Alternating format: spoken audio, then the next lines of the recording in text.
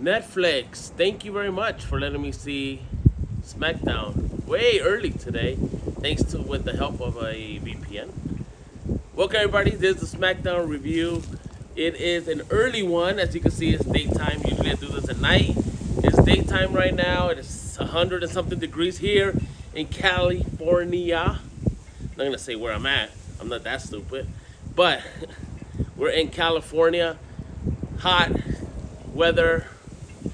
And SmackDown took place in Ireland, and that's why we had the early Netflix. Well, if you watch it on Netflix with a VPN, you get to watch it early, right on the time that actually shows it in Ireland. So, with that, let me get to the review. The show starts off hot. The crowd is hot because overseas crowd for some reason are way crazier than us so far. We gotta get like that here in the States. We gotta get crazy in the States.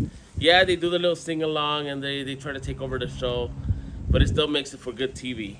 Anyway, we get a surprise visit from Ireland's own Becky Lynch, and she came out, great promo work. She came out hot. She came out talking, congratulating everybody, and then quickly turns everybody against her. Great heel work from Becky Lynch.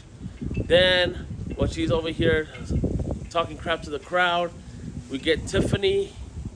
As Tiffany time come out and like tries to shut her up, saying you don't even go here, blah blah blah. And then for some reason we get Nia Jax coming out because she wants to challenge for the title.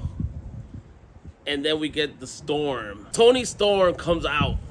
And she comes out and it starts beating up Nia Jax, and then shenanigans happen. Then we get our general manager who comes out. He gets a big pop because I think he's from overseas also. I don't know if he's from Australia. I want to say he is, but hey, he got a big pop. He makes the match, which I remember when during the Vince era a little bit. Like I would say 2010s around there, when there was no general manager and people were just making their own matches. It's nice to have a little consistency where the general manager called Adam Pearce and said, hey, they're gonna let Becky fight on our show. Then they make a tag team match for the main event, which is gonna be Nia Jax and Becky Lynch versus Toni Storm in Tiffy time. That's the main event. Then we get like a vignette like backstage where Carmelo Hayes is talking to Axiom. He sounded sarcastic about The Miz. You could tell there's some dissension there. The Miz comes up, shuts it down, and then we're gonna have a tag team match, which is The Miz. I forgot their name, but they have a weird name. It's like a Miz something, Carmelo or him Miz. I don't know. Anyway, we have The Miz and Carmelo Hayes versus the Motor City Machine Guns. Great match. The Miz, great entertainer. I mean, that's why he's still there. He went from the real world to this, and he stuck. So he did good. The whole match was good. You could tell there's some dissension. Eventually, The Miz and Carmelo Hayes, are gonna split up, and they're gonna have a fight. It was a good match. So yeah, that was the match. And after that, we're gonna have the Piper Niven, who is also from Ireland, I think. She didn't get a big order. I think she's from Scotland, I think. Or whatever. We have Piper Niven versus Charlotte Flair. Alexa Bliss didn't make it there, so that sucked. Everybody wanted Alexa Bliss. I think that was what we're cheering. That was a shenanigans match. Charlotte Flair looks freaking the GOAT in wrestling in women's division. Charlotte Flair, she knows how to wrestle. She was on top of her game. And Piper Niven put on a good wrestling match. She knows how to wrestle too. It was a pretty good match. I liked it. I enjoyed it. It wasn't boring. Service purpose. And eventually, I think we're going to get a tag team match between Alexa Bliss, Charlotte Flair versus Chelsea Green's cabinet. So yeah, that was it for that match. So now we're an hour in the show. We only had 3 matches. The beginning of the match took almost a lot of time. There was a lot of talking today. A lot of interviews, a lot of speeches. But then we had the John Cena entrance, and John Cena was the crowd was going crazy. And I gotta give it up to Cena. I think 2 days ago he was in New York for the Peacemaker premiere. If you haven't seen the Peacemaker premieres, season 2, episode 1, it is freaking crazy. Great show. Watch it. Unless you're a kid, don't watch it because it's not for kids. It's for adults. So don't let your kids watch the show. But it's a great show. Peacemaker every Thursday. But John Cena was he went from New York to Ireland. I mean, that's his job, but I mean, damn, that's a lot of miles. And yeah, so he came out, talked about well, he didn't even say nothing. He just came out first, was there, and then Logan Paul interrupts. Logan Paul is great on the mic, man. He is a showman. He is made for wrestling. I know everybody hates him. He is made for wrestling. He came out.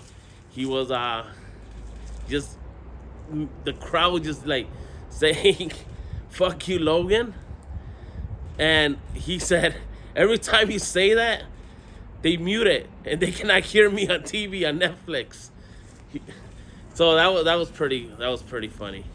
But then he called them at one point. He called them leprechauns. I think, yeah, he called them leprechauns, and I laughed my ass off, which I shouldn't have.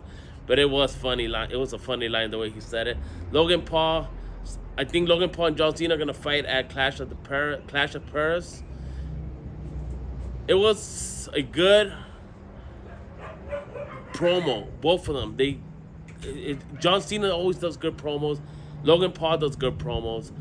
It was very like it got me into the match. Now I want to see this match. So right after they do the 2 promos, they start pushing each other. Well, Logan Paul started pushing Cena. Cena, like, you know, they were getting into it, and then Logan Paul goes for try to hit Cena with the fist. Cena ducks. Boom, knocks out Logan Paul, and that's that. That was that, and we get to the next match, which is the Street Profits versus Tonga and JC Mattel. I think it was for the number 1. No, because the Miz was for the number 1 spot also. So it was the Miz who won, and Carmelo Hayes versus the winner of this match. And it was a back and forth match. At the beginning, it was a little slow. Then the big guy, I don't know his name yet. I forgot his name, but I could look it up real quick. Give me 1 second. Let me look this up. It was AC Mattel's also called Talatonga. Was it Talatonga? Yeah, sorry. Talatonga. I gotta remember his name. He's still kind of new to me. Talatonga tried to interfere. Then we get Jimmy Uso comes in and starts hitting him, and they go off fighting. Then Solos tries to interfere, and Sami Zayn comes in, kicks his ass. They leave. Then we have a one-on-one, like the regular match. JC Mattel goes in. They do the frog splash from the top. Street Profits win. They get to fight Miz and Carmelo Hayes next week for the number 1 contender. And then we were gonna have Aleister Black, and I listen to what I said. We were gonna have Aleister Black versus R-Truth, but R-Truth sends a video message that he went to Dublin, except that it was not Dublin, Ireland. It was Dublin, Georgia. So he mixed up his tickets or his, R-Truth. So he called a friend. It was Damian Priest. He comes out. They start brawling. And I gotta say something about this. This is kind of like Rusev and Sheamus on Raw. I saw this on Raw already. 2 people brawling. They're trying to stop the match. Like, they're trying to stop them. And they keep brawling and never stops. Okay. We can get another storyline. Come on. We can do something more with R-Truth. I mean, not R-Truth, but Damian Priest and Aleister Black. We don't need to have the Rusev and Sheamus. We already have that on Raw, and it's funny over there.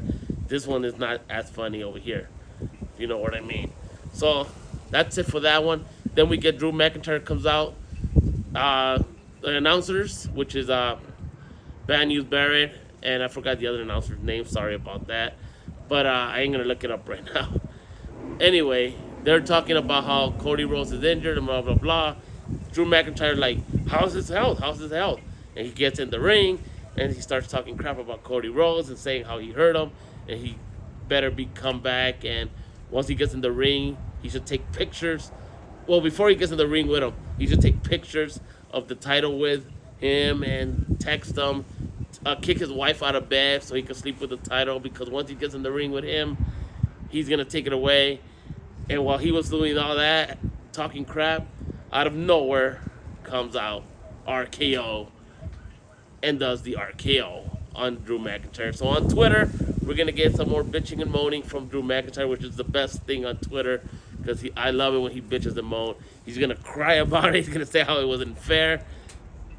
Drew McIntyre's a star. I like how he does all that, and he's a social media star. He knows what he's doing. After that, we get the cut. God damn it. After that, we get sorry. Uncut. After that, we get the tag team match, the main event that started in the beginning. We get Nia Jax and Becky Lynch, who hate each other, but at least they kept it consistent in the back before the match. They say, I know we hate each other. Let's just go out there and do our job. And then we have Tiffany and Toni Storm tagging up together. It was a fine match. It was a back and forth match. It was exciting. I liked it. I didn't have no problems with it. At the end, Becky Lynch leaves Nia Jax hanging, and the two girls do their move on Nia Jax. They drop her. Toni Storm from the top rope. They win. They celebrate. But we know what's coming next. They're both going to fight each other. So that's going to cause tension later on. That's where SmackDown ends. So we thought. Because then we see John Cena, for some reason, walking in the back. They never, you know something's going to happen. They don't just cut to John Cena walking in the back. And here comes, John Cena's walking in the back. Nick Aldis comes out of nowhere, tells him, I got word from Brock. That's all we hear. They left it in suspense, and he gets knocked out by Logan Paul. Silly. And John Cena played it good because he looked silly on the floor. And that's where the show ends. And that was your SmackDown review for August, I want to say 22nd, 2025. I'm only putting the date so I could, document it later. So we don't be like, what SmackDown was this? I don't know. Some SmackDown. No, it was the August 22nd, 2025. I almost said 2005. 2025. So yeah, that was your SmackDown review on an early day. We're going to have an early one for Raw also. Raw starts at 12 on Netflix. If you have a VPN, you won't get commercials. If you don't have a VPN, you'll get commercials. So it's up to you how you watch it. I don't care. You watch it. Let's have fun. Comment below what you thought of this SmackDown. I enjoyed it. It wasn't as bad. There were a few things that could have changed. Like I said, the Aleister Black thing. There could have been more matches and less storylines. But in my case, it's weird for me saying that because in my case, I like the storylines more than the actual matches. I've been a wrestling fan for like a long time, like 80s. So I like all of it. But I prefer the storylines. It gets me more intrigued. It gets me, I want to see more. And then on the PLEs, I want to see matches. That's how it should be. Have the storylines on Raw, SmackDown, NXT, LFG, KBG, TPT, whatever it's called, all these new damn promotions. And you get the wrestling at the PLEs. Yeah, everything's got to have a 3-letter word now. I don't know why. Well, with that, thank you for watching. This was your SmackDown review. Please subscribe to this channel. We're trying to get to a certain number. We're almost there. And if you like this, hit that thumbs up. I will see you next time on Monday Night Raw.